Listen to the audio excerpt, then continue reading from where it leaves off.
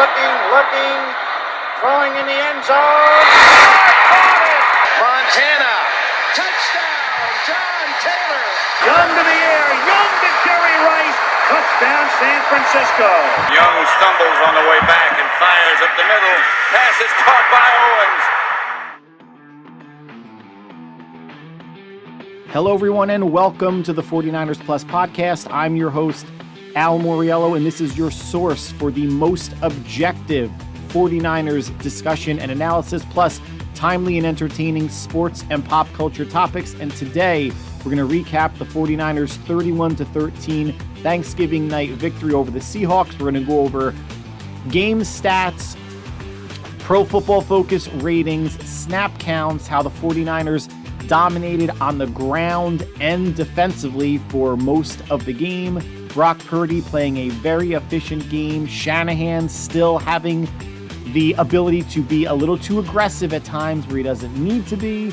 Some special teams issues and injuries, additional injuries, and roster notes to discuss. In the plus section, I want to discuss the Obi-Wan Kenobi Disney series has been edited into a 2.5-hour movie and improves the series, and that is called the Patterson cut. I want to talk about that. The comic book series limited run, 8 Billion Genies, written by Charles Soule. Very good series. I want to share that, and we will conclude by making Week 12 NFL picks. But like always, it starts with the 49ers, so let's get right into it. Let's talk Niners. So very happy to say that I was wrong picking Seattle to win this game 23-20. I thought that the holiday night, the night game in Seattle, the home field, the 12s, even with the banged up Geno Smith and Kenneth Walker, the running back, not playing, that they would somehow rise up and get a victory, really a must-win game for Seattle now that they've fallen 2.5 games behind San Francisco. But I also read out stats last week that says that they are a very middling team.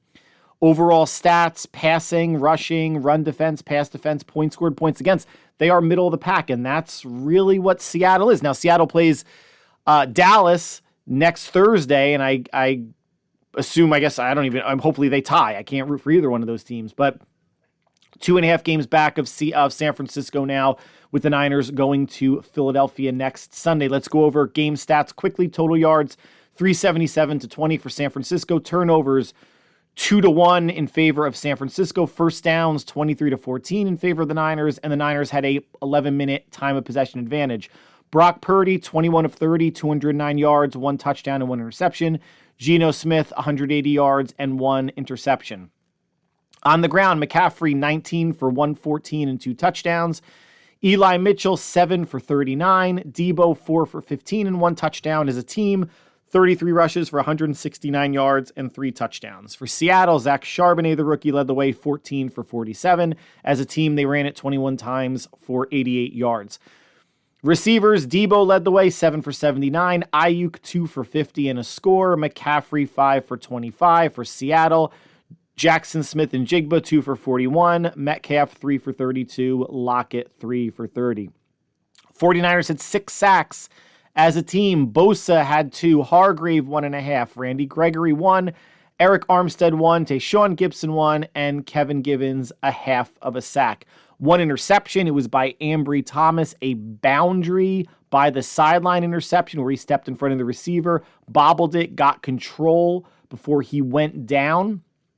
Nice play by Thomas, and there was a fumble recovery on special teams by Ronnie Bell in a punt return in Seattle territory, but the 49ers could not gain any yards or do anything with it. They had to punt the ball back to Seattle.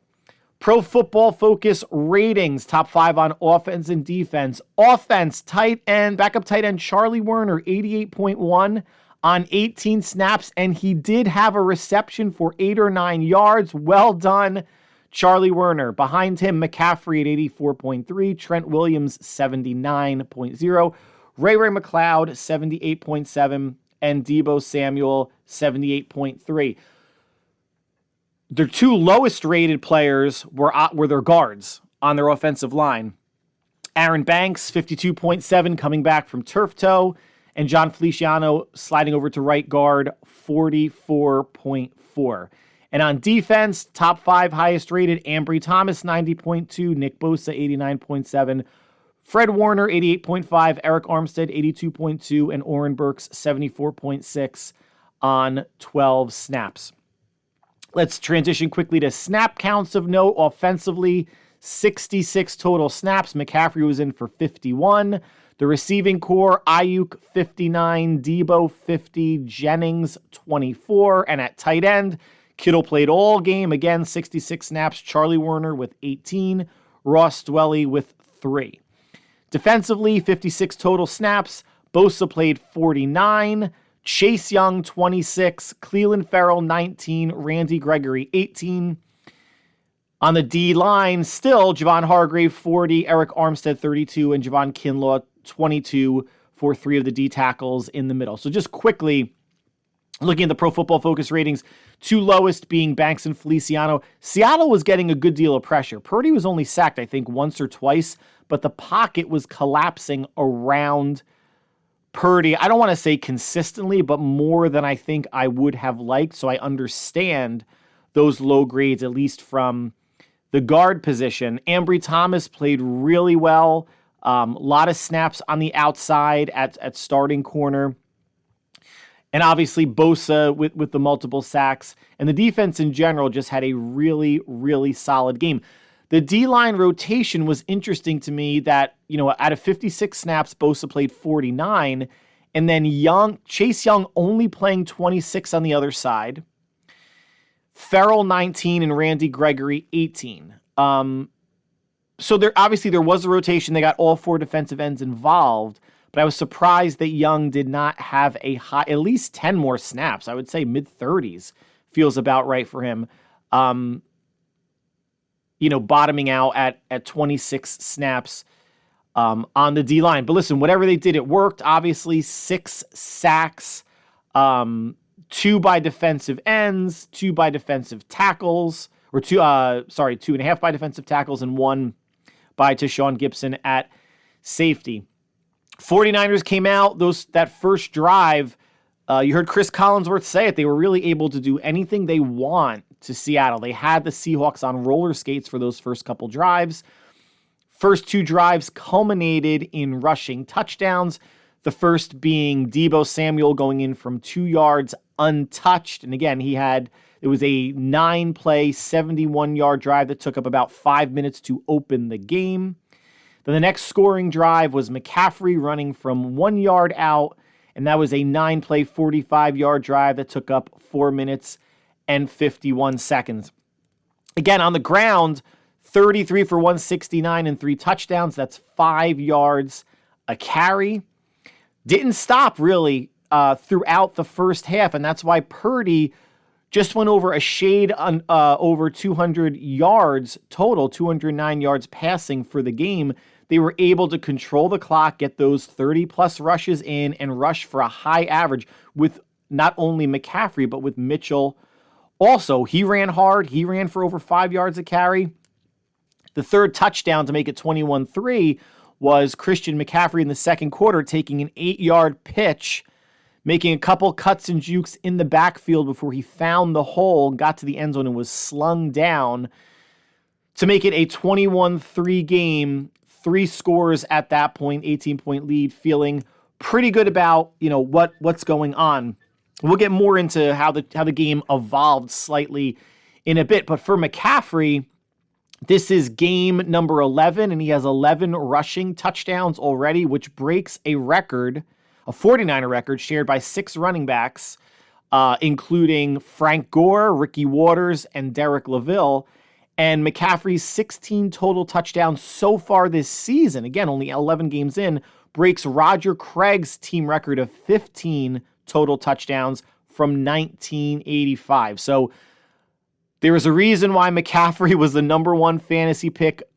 It should have been universally across leagues and teams, and why he is considered right now the best all-around running back in the league, or if not the best, the most productive in terms of yards, carries for sure, and getting into the end zone.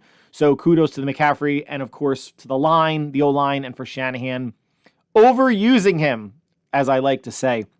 Now, Brock Purdy, overall efficient. 21 of 30 means 70% completion percentage, 7 yards per pass attempt. He had a very strong first half. You saw him navigating the pocket because, again, Seattle was getting pressure. They only got there once or twice, but they were making Purdy move around a bit. Purdy took checkdowns when he needed to, but also pushed the ball downfield when he wanted to. He would have had an earlier touchdown to Brandon Ayuk on a play where Ayuk came all the way across the field. If Purdy put another foot of air on the ball, Devin Witherspoon was in coverage trailing the play, coming from his side of the field, had his back turned, threw his right arm up, and was able to deflect the ball away. Otherwise, that would have been a walk-in touchdown for Ayuk. But again, just getting another foot, really no more than a foot. It just had to clear his arm. And an arm is only about, 6-7 inches wide? That would have been another touchdown for Ayuk. You saw the mobility and the heads-up play, the it factor that Brock Purdy has. I think it was on display on two plays.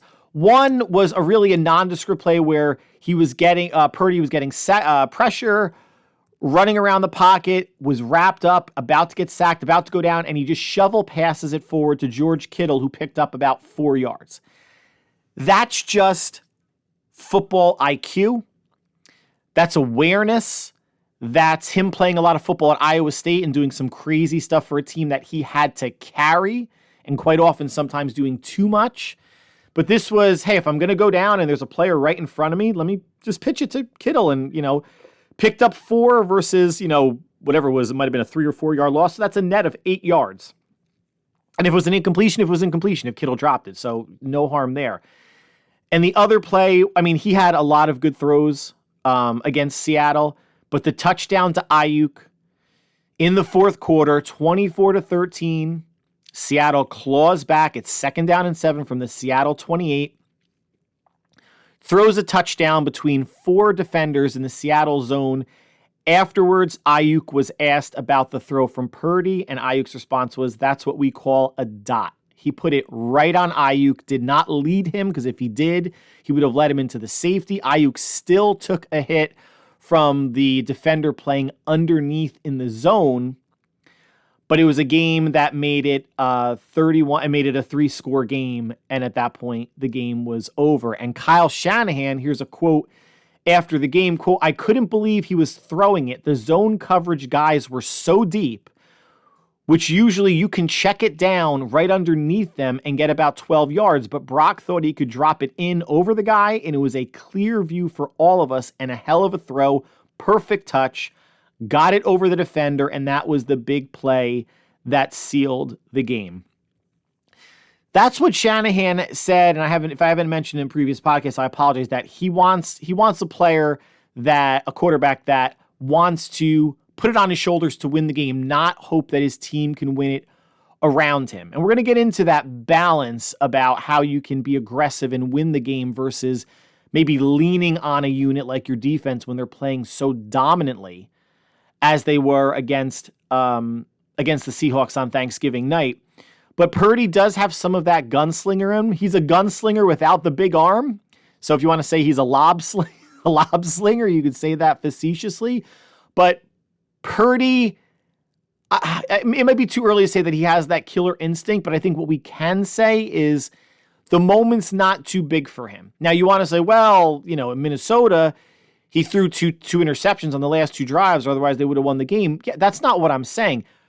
Purdy made those throws. One was not a great throw. The other one was a bad decision, but he's not shirking away from the moment.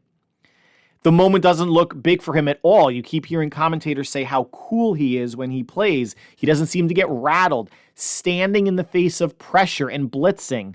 And you see him on most throws when there's a blitz. He'll let the ball go and turn his body so his back absorbs any contact from an oncoming defender. That's it's not going to work all the time, just like it didn't work all the time for, Mahomes, although Marquez Valdez-Scantling kind of dropped that pass against the Eagles on Monday night. But you want a player who is not going to shrink away from the moment. And that throw was a dagger because that throw got it from a 2-score game to a 3-score game. And I know there wasn't, a ton of time left, maybe 7 or 8 minutes in the game, and it was game over the way Seattle was not moving the ball. One interesting or weird note, that game, and this isn't a Purdy thing, this was, I guess, a play call thing in Seattle making good plays. The 49ers ran 2 screen passes that each lost 5 yards and were responsible for knocking them out of field goal range on both of those drives. It is very odd that you either see a swing pass or a screen pass lose significant yardage, but it happened, and there was a sweep to Debo on a handoff that I think he lost maybe 5 or 6 yards also. Negative plays happen. Usually handoffs aren't really a 5-yard loss because you would need defenders in your backfield the second the quarterback hands the ball off, but I can see how it can happen on a sweep. But for swing passes and screens, very odd, and they cost the 49ers possibly 6 points at that time. Now, want to just get into Kyle having this habit of going away from what's working, being a little bit too aggressive, and sometimes what I call reckless. And you want to walk that line. It's a fine line that you want to walk, especially at the time, and I'm sure you guys know what I'm going to discuss. You're up 24-3. I mean, at that point, the game is basically over unless you hand something to Seattle. The Seahawks offense was doing nothing. And we have seen games, we've all watched a lot of football where a team is shut down in the first half, they come out in the second half and get things going. It happens, I don't want to say all the time, but I probably would say it happens more often than not. But Seattle came out in the third quarter, had to punt, gave the ball back to San Francisco, but it was down to the 49er 4-yard line with 11 minutes and 34 seconds to go in the third quarter. 2 consecutive plays, instead of running, Brock Purdy lines up under center.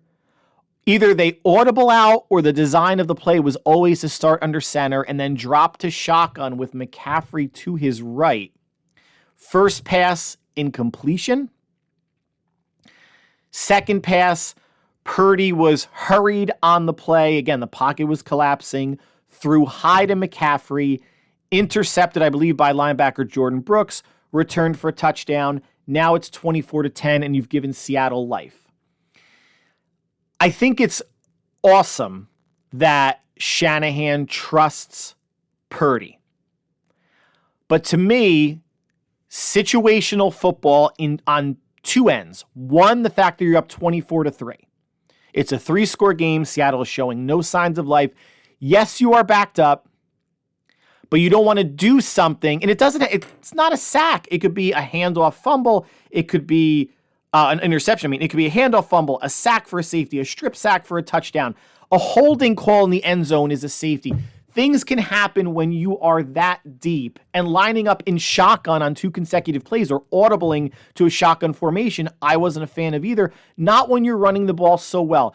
And part of me says, I don't care if Seattle's defense looked like they were lined up to stop the run, so Purdy audible to a pass.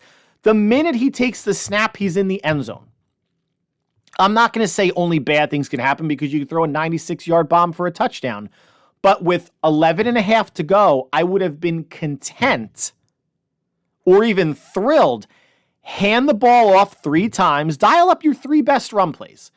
If you want to do an outside zone, an inside zone, something to Debo, whatever, even a screen pass, although I've just mentioned screen passes have been losing 5 yards. Something super safe. And maybe Shanahan thought he dialed up safe passes just to get out of the shadow of his goalposts. But if you run the ball 3 times, then you take it to about 9.5 minutes. You're punting it back to Seattle. Hopefully your special teams can get a stop maybe around midfield, and you make Seattle earn every single yard they get. And this is not hindsight is 2020. No one other than my older son was watching the game with me, but on both plays, before the play I said, just hand the ball off 3 times, take the clock down, and punt it back to Seattle. Make them earn it. When Brock went to shotgun, I was saying, no, this better be a handoff on the first play. Pass, yelled at the screen.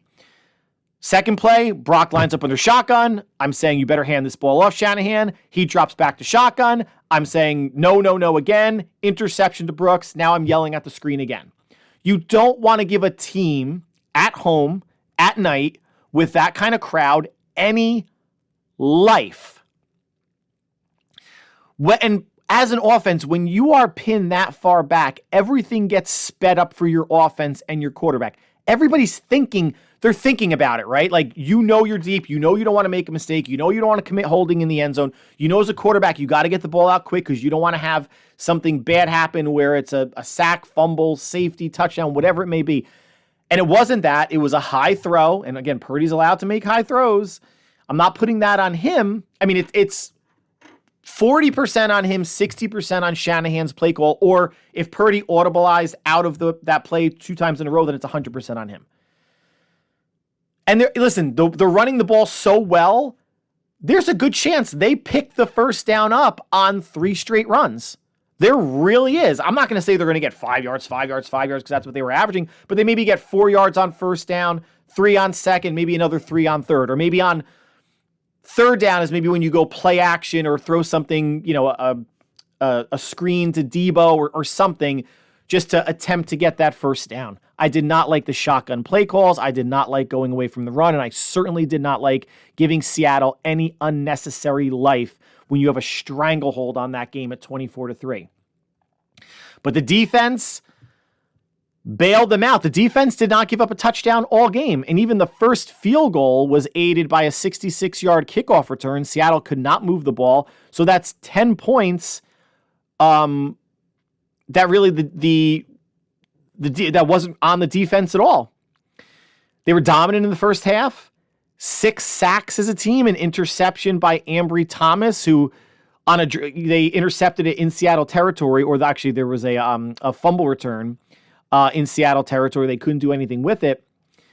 But the sacks that the 49ers have, the 6 sacks, they all looked like, or nearly all of them looked like a full pocket collapse, where the tackles, the edge rushers, that it looked like everybody said, hey, let's meet at Geno Smith. Or 2 or 3 of the linemen said, let's meet at Geno Smith.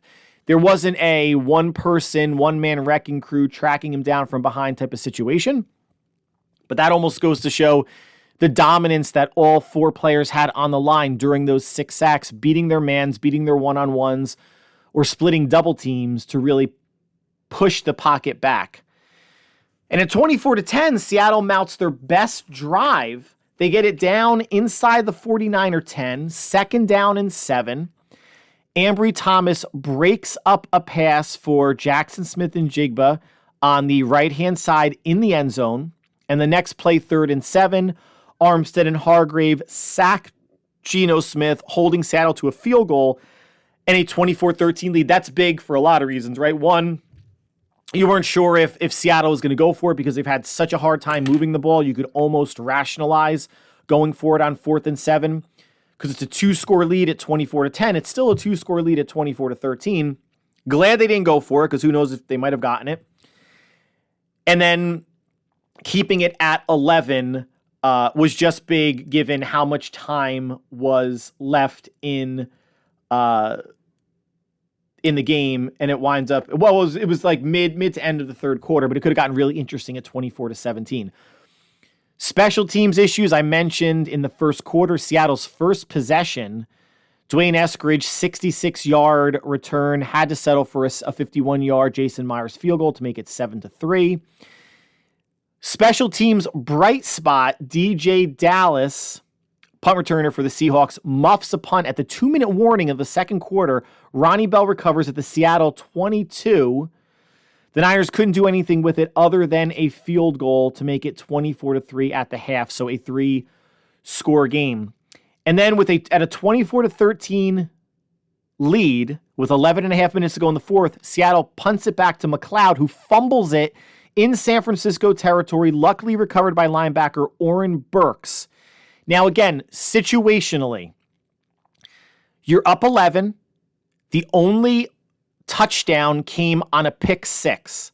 So why? Again, this is maybe I'm way too conservative. I'm definitely not an aggressive person by nature, whether it's, I don't know, with stocks or video games or playing F-Zero 99. I'm not going to win an actual race there because I don't drive too aggressively, because if you do, your car has a good chance of blowing up. So I'd rather finish the race in 20th and try to get, top 5 as a sidebar.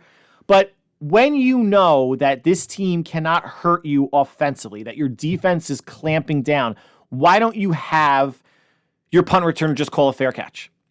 Why don't you have him maybe just let it go? Now, you're not going to let it go at the 30, 35-yard line, wherever Ray McLeod caught it and then fumbled on the return. And McLeod has been known to put it on the ground. But the Niners' kick return is nothing special. Punt return is nothing special. So when you're up, I would just, if it, on a kickoff, if it gets into the end zone, let it go. Remember, you could fair catch the ball anywhere on a kickoff inside the 25 and the ball comes out to the 25. Maybe, they get Ray McLeod gets the green light from the special teams coordinator to return it. But again, yes, you could break one for 40, 50, 60 yards or a touchdown. How often does that happen? Versus getting stopped before the 25, that happens quite a bit. Or potentially a fumble, which could really, really turn the game and put the pressure on Shanahan, Purdy, and the offense. So to me, it's not conservative, it's smart. You could fumble a fair catch. I get it. But the chances of that are lower than fumbling after getting hit, at least to me. And Jake Moody, for Christ's sake, man, they signed you because you have a big leg. Can you please kick the friggin' ball in the end zone? Help your special teams coverage out. It's not that good. It just got worse with an injury that we're going to talk about momentarily.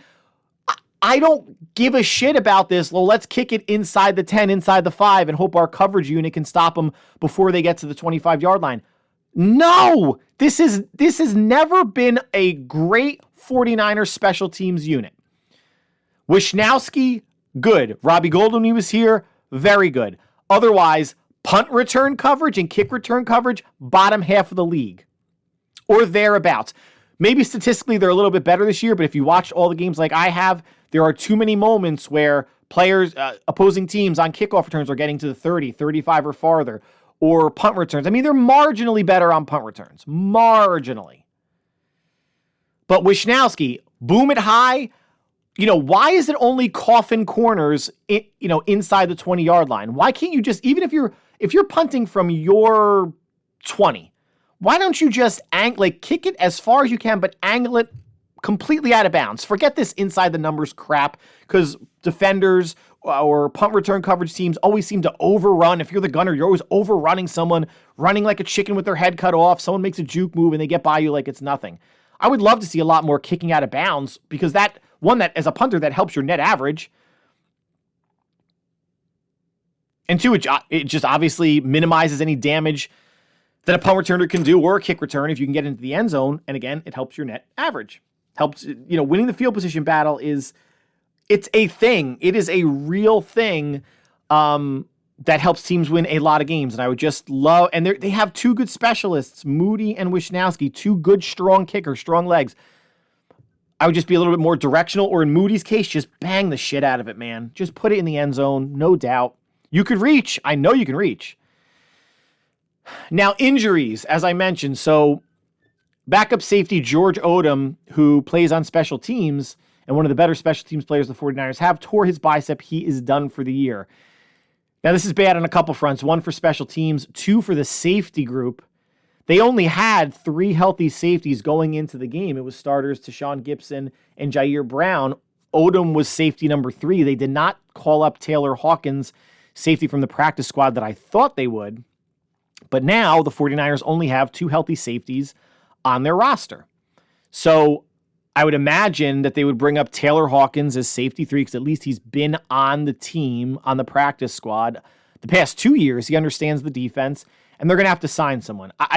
They cannot go with only 3 safeties, one being a practice squad candidate. No offense to Taylor Hawkins, because if you bring a free safety in, again, they're going to have to learn the system. I'm sure it's going to be a veteran. I mentioned Jaquiski Tart last podcast with the injury to George Odom. That's looking even better now. And you would only have to pay him for half of a season. He'd still probably make about $1 million, which is well above vet minimum, because that would mean it would be over like $2.25 million for the season if you prorate.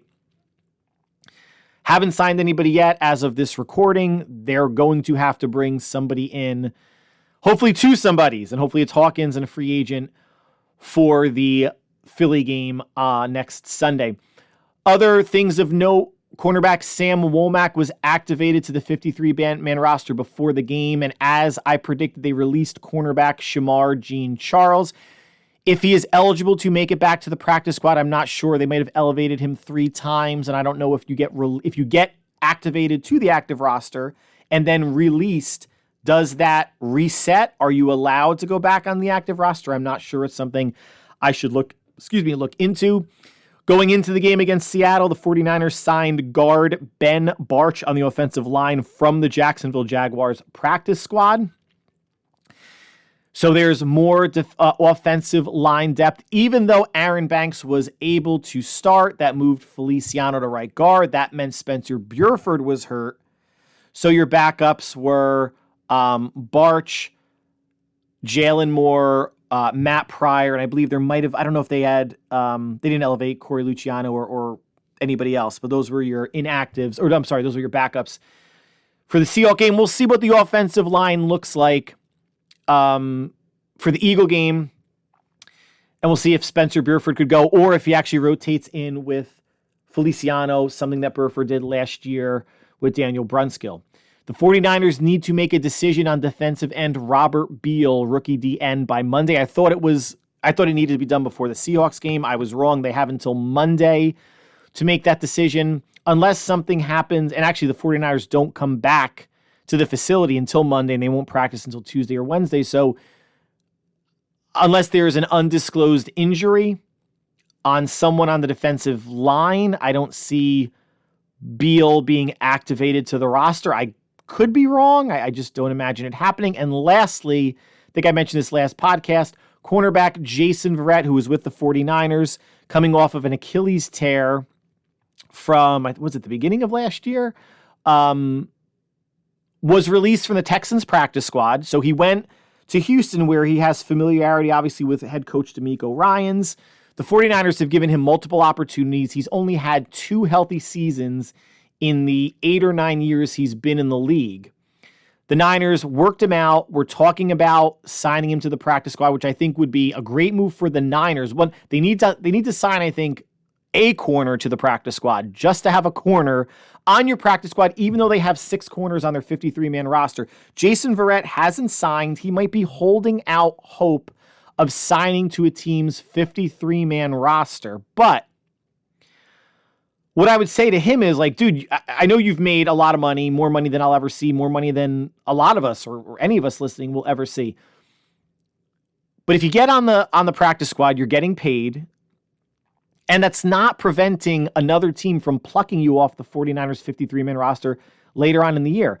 Now, maybe he wants to stay home with his family. He doesn't want to travel, back to San Francisco if he was in Houston for a bunch of the year. Like, there's a lot of moving parts, and for him, is it worth the weekly salary of a practice squad player? It might not be, but so he can stay on his couch and hope that a team picks him up for the rest of the season, or maybe a stretch run to the playoffs. But he knows the 49ers like him. Shanahan, Lynch have always spoken highly of him.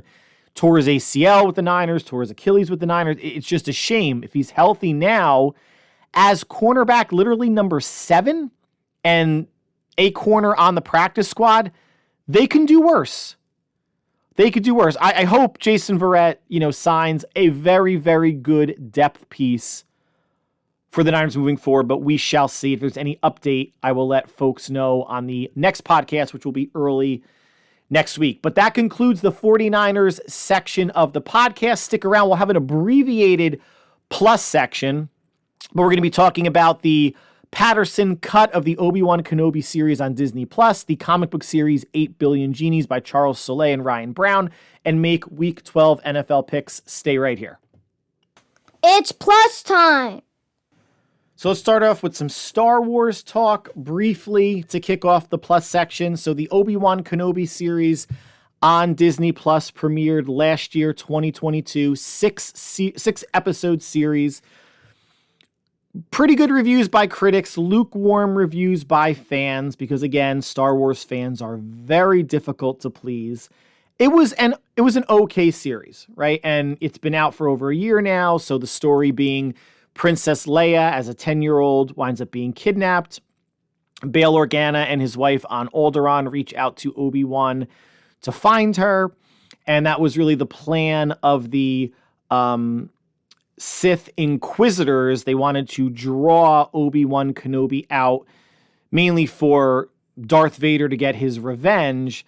And the series is about finding Leia, protecting Leia, fighting the Inquisitors, a couple battles with Darth Vader, Obi-Wan regaining his powers, because this show takes place 10 years after Revenge of the Sith, episode 3, when Luke and Leia were born. So Obi-Wan has been a hermit on Tatooine and hasn't really been following up with his Jedi training or powers, doesn't want to draw any sort of attention to himself, and is keeping arm's length from Luke because Owen Lars, Luke's uncle, does not want Obi-Wan to train him. And in the beginning of the series, Obi-Wan does want to train him, which is weird because Obi-Wan's out of training, so I'm not really sure how that would work. But at the end of the series, I think he realizes it's best for Luke to be a child, and that, time and situations will take care of itself. And that's why, when he's 18, 19, however old, he teams up with Obi-Wan in episode 4, A New Hope. But if you'll remember, this series started out as a movie at Disney, and it was changed. I don't think the story was changed drastically, but it had to be altered to go from a 2 hour and 15-minute movie to a 4+ hour series divided up into 6 episodes. It didn't feel disjointed. It didn't feel like you were watching a movie that turned into a series. I just had the knowledge that it started out as a series, and over the course of production, it changed. I'm sorry, as a movie, and changed into a series, which is still a quizzical decision for me. I understand that Disney Plus, still in some ways wants content, although they're slowing down Marvel and Disney original content. But you could have had that in movie theaters for 3 months and then immediately put it on Disney Plus. There doesn't need to be this, if it was a movie, of course. There doesn't need to be this wait of, 90 days after, once it stops running in theaters and you have to wait a couple months because it goes to video on demand. It's a Disney property. They can do whatever they want with it and work out anything with, if it's an Amazon Prime Video, or I don't think they work out anything with Netflix. Any of the video on demand entities say, hey, you can get this for 2 weeks and then it's going onto Disney Plus. It's a movie that could have made $750 million for Disney, and they chose not to. And why this is called the Patterson cut, because director-editor Kai Patterson, who's worked on some indie stuff, nothing, feature length, but he's an aspiring filmmaker and editor, edited down the 6-episode series, which again was a bit over 4 hours. When you're not counting, the intro title screens or the credits, which is about 4 to 5 minutes in and of itself, the actual live action parts of the Obi-Wan Kenobi series was a little over 4 hours. And he got that down to a 2.5 hour movie. Obviously, you had to cut a whole lot out. But what I will say, and I can't even explain some of the changes because I guess I watched this over a year ago. And while I remember the broad strokes of the series, I don't remember specifically, there was a good scene there that Kai Patterson took out. And what happened to that scene that Kai Patterson took out? The changes were almost inconsequential. I don't want to say that there was a lot of fat in the Obi-Wan Kenobi series. I mean, it was probably a 6-episode series that they could have gotten down to 4 or 5, say maybe 5 episodes. So maybe it was stretched out a bit, but each episode did end on a logical cliffhanger based on the action or the situations the characters were put in, leading into the next episode. I don't think this felt like a long 2.5 hour movie, but there was nothing else really that he could have cut. And I think Kai Patterson did a really nice job. And I've been on message boards and online, and again, Star Wars fans, hard to please. To a person, to a man and to a woman, everyone seems to say that this cut, and I agree, improved the series greatly. There was nothing abhorrent or horrendously bad or head-scratching about the series or any creative decisions that were made. I think there was just certain scenes that lingered, certain things, the fate of one of the bad guys at the end of the series is resolved more so, I think, in a better way. And it just made it for a night. I had to sit. I started it late the first time I watched it. So I watched, I think, like an hour and 20 and an hour and 10 minutes in 2 different sittings. But I enjoyed it. I would go back to watch it again. If my wife wants to watch it or my kids, it was fun. And I think it was a shame that this is what it could have been for Disney, and what that could have meant money-wise for Disney is probably, I'm sure, something that they ran that exercise and had discussions with senior management, and they still decided to go the Disney Plus series route. But this is not anything illegal to download. Remember the days of LimeWire and was it BearShare or any of the sites, those third-party peer-to-peer downloading sites? It's not that. If you search Obi-Wan, the Patterson cut, the website will come up. Kai Patterson says, I'm not making, there's a disclaimer, I'm not making any money off of this. This was a fan edit done for fun. He actually has saved maybe like 6 or 8 or more options on the level of HD quality you want, the type of stereo quality you want, and it's about a 16 gigabyte download. So you could do it from your laptop. I wound up doing it from my Ethernet connected computer, went by really fast. So you download that, but then I would also recommend you download something called FLV Player.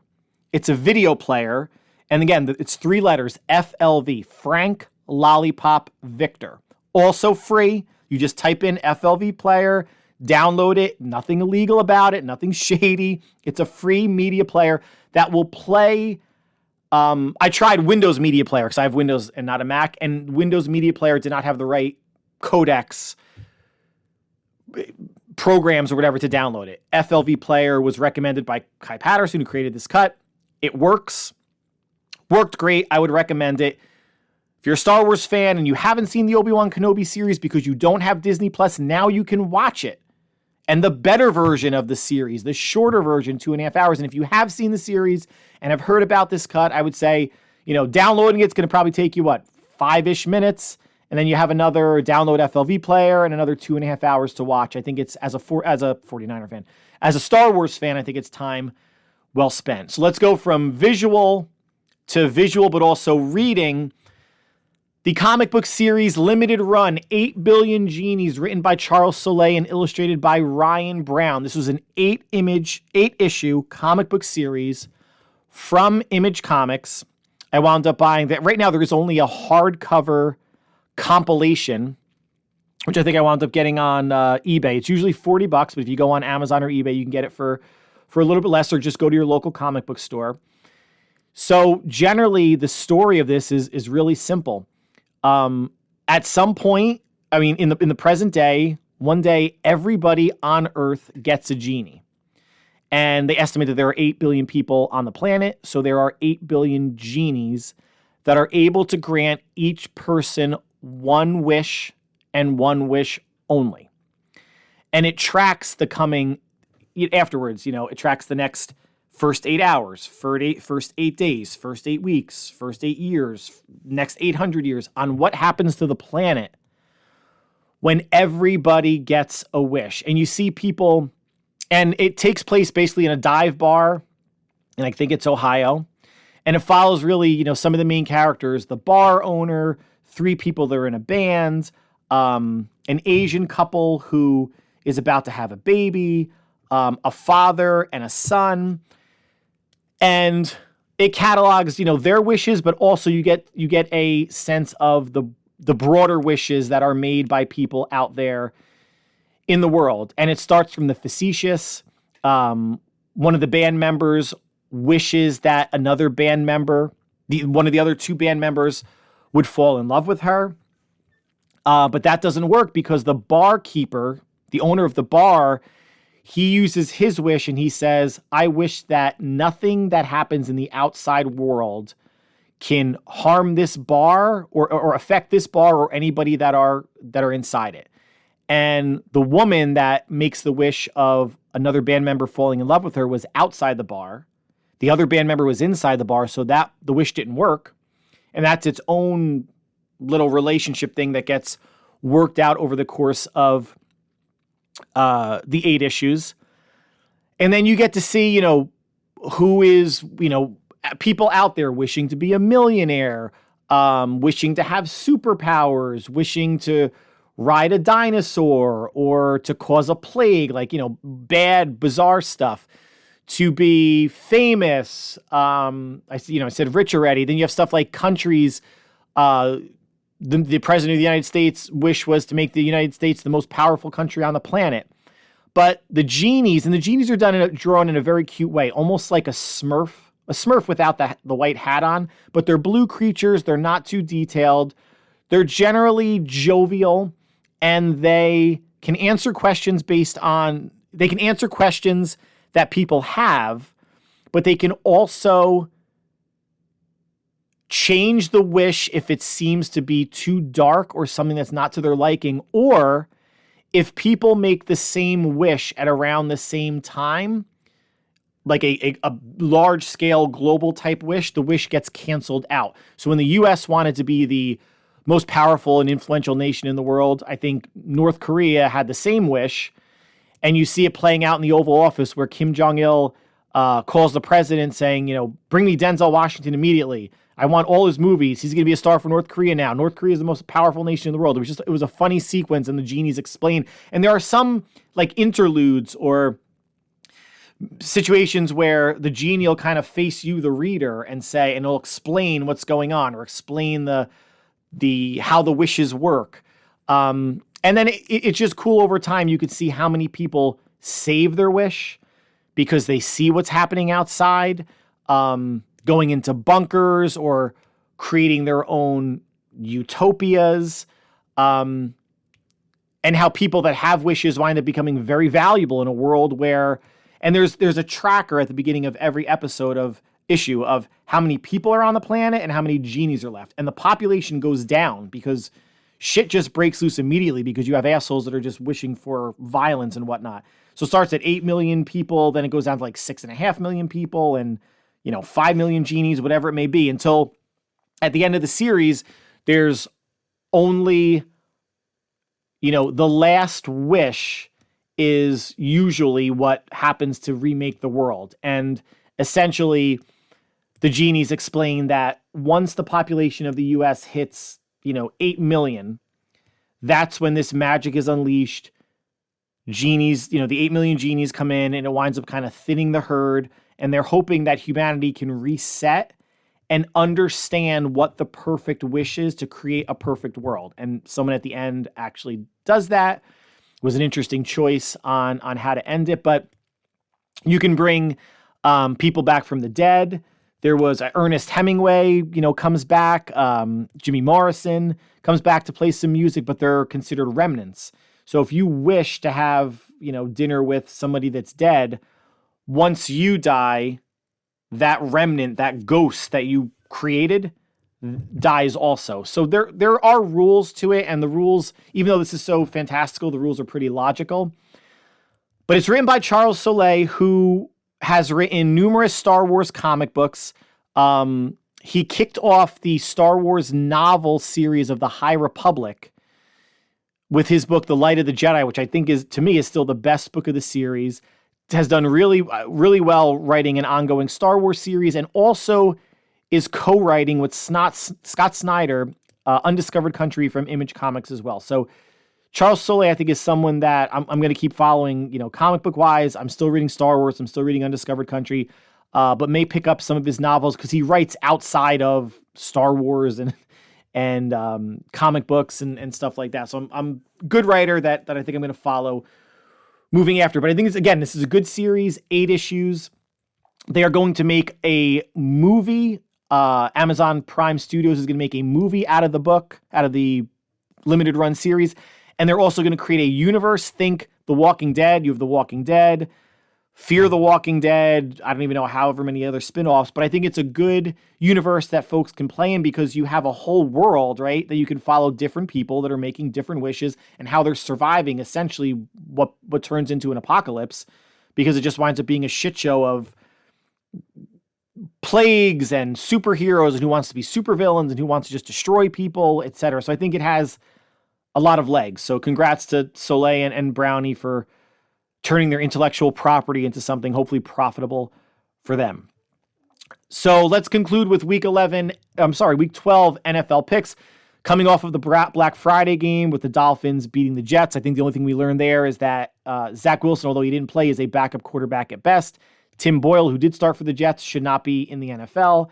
We'll see how the Jets move forward, but kicking off our Sunday games, New Orleans at Atlanta. Winner in first place in the NFC South. New Orleans with the better defense, even though they're on the road, I think they'll find a way to squeak out a win in Atlanta. Pittsburgh at Cincinnati, I went back and forth on. Joe Burrow is done for the year. So the Bengals will have a backup quarterback. Kenny Pickett is not much better than a backup quarterback, and the Steelers defense will give the Bengals offense problems. But I think Lou Anarumo, the Bengals defensive coordinator, can do just the same to the Steelers, and the Steelers have had a habit of winning really close games. Fell 13-10 to Cleveland last week. I think Cincinnati gets the win here. Carolina at Tennessee, absolutely terrible game. Tennessee is marginally better in a bad way than the Panthers are. I'll take the Titans. Tampa Bay at Indianapolis. Indianapolis trying to claw their way. They're in third place now, currently behind the Jaguars and the Texans in the AFC South. I think Gardner Minshew and company will defeat the Buccaneers. New England at the Giants, another terrible game, but another game that I went kind of back and forth on. If Belichick has any semblance left of being a defensive guru, and I think that's a bit overblown. I think it's a reputation that was well earned, but I think overblown at times, should find a way to control Tommy DeVito or Saquon Barkley or both. I'll say Tommy DeVito. And the Patriots make fewer errors and win the game, even though both teams don't want to win because it affects their draft status for a new quarterback. Jacksonville at Houston. Battle for the top of the AFC South. If Houston wins, because Jacksonville is a game up currently, the way CJ Stroud is playing that offense is super explosive. Trevor Lawrence had some bounce back games after the throttling the Niners gave them, but I will give Houston the nod and tie the Jaguars atop the AFC South with a win. Cleveland at Denver. It's going to be the second consecutive start for Dorian Thompson-Robinson for the Browns. I think this could be a close game. Russell Wilson, again, having such a good and efficient season. It's just a shame he's playing on Denver, where a lot of people don't like Sean Payton. A lot of people don't like Russell Wilson, and they're in a division where the Chiefs certainly get the headline, and the Chargers are basically the undercard, even though they're a 4-6 team. I think the Browns defense, even though they're missing Denzel Ward, their Pro Bowl cornerback, will go into Denver, force an extra turnover, something that's a difference-making play on defense to get the win. Although I wouldn't be shocked if the Broncos found a way. The Rams at the Cardinals. Cooper Kupp is back. He had either a knee or ankle issue against the Seahawks last week, but he is able to go, and I think that offense with Puka Nacua, they're getting one of their starting running backs back, will be a little bit too much for the Cardinals. Chiefs at the Raiders. Raiders playing hard, 2-1 under Antonio Pierce. Chiefs dropping that heartbreaker to the Eagles on Monday night. I think they bounce back against the Raiders for the win.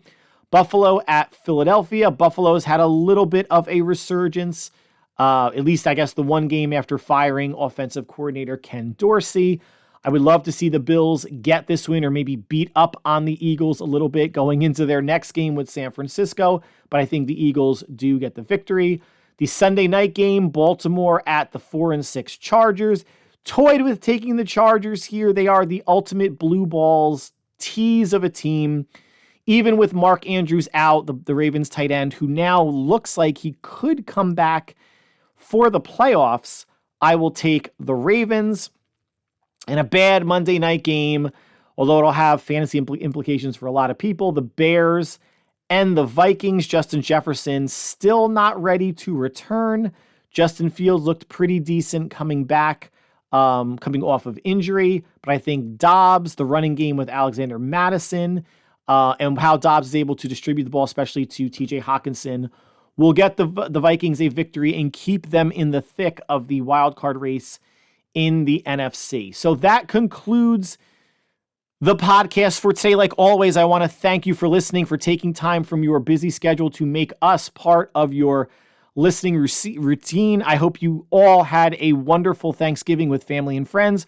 Hope you enjoyed Black Friday yesterday, but was under control. Remember, Black Friday deals generally extend through the weekend. Then on Monday, we have Cyber Monday deals. How they differ percentage-wise, I have no idea, but I just know I don't want to be spending a ton of money.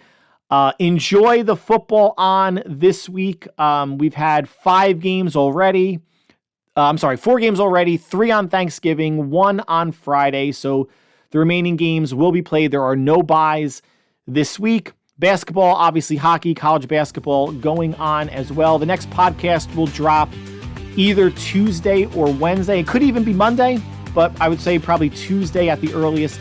Sounds good. So until then, enjoy the football, enjoy sports, enjoy shopping, because I know a lot of us will be doing that. But whatever you're doing, stay happy, stay healthy, and stay safe, and we will talk soon. Take care.